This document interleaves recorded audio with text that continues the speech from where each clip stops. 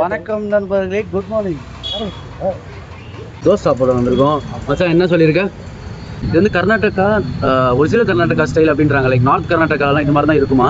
அது ஒரு தோசை வச்சு தராங்க. ஒரு மேஷ்டு பொட்டேட்டோஸ் நல்லா உருளைக்கிழங்கு நல்லா மசியல் பண்ணி, அப்புறம் தேங்காய் சட்னி, அவ்வளோதான். இது மட்டும்தான் இருக்குது.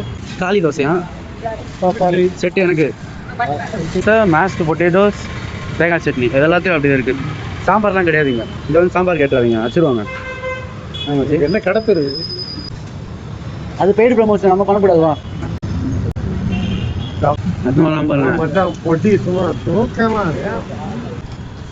வந்து ஓப்பன் ஓப்பனா பேசு, பரவாயில்ல ஓப்பனா பேசு. ஓப்பனா தான் பேசுறேன். Butter open dosa, open butter அந்த பேர் பொடியிலே இல்லை அப்படின்னா. ஓப்பன் பட்டர் தோசை மேலே வந்து பொடி போட்டுருவாங்க. இது நேற்று தான் எனக்கு தெரியும். பொடி இருக்குல்ல, பொடி தோசை இந்த மாதிரி ஒன்று இருக்கு, அது ஒத்துக்க மாட்டாரான் அவரு.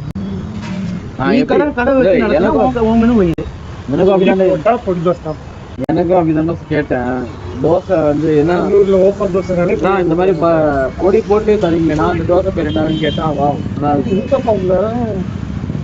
வெங்காயம் தோசை மாதிரி ஆர்டர் பண்ணியிருக்கான். அதுக்கு வந்து கெட்டி சட்னி. இது வந்து ஓப்பன் தோசை, வெங்காயம் போட்டு கொடுத்துருவாங்க. நீ எல்லாம் சரி, நீ ஓப்பனாகவே பேசிடு, எதுவும் பிரச்சனை இல்லை.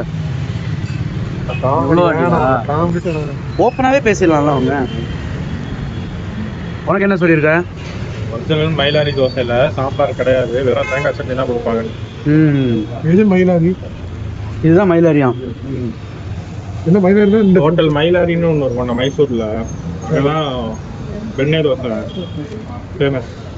சரி, இந்த பட்டர் பெண்ணே தோசை நான் வந்து வெறும் தேங்காய் சட்னி அப்படியே ஊற்றுவாங்க, அவ்வளோதான். ரெசிபி மயிலாரி தோசைனா என்னன்னு பார்க்கலாம். பிளெயின் தோசையே கிடையாது அவ்வளோவா. பட்டர் தோசை, இது என்னது மசாலா தோசை.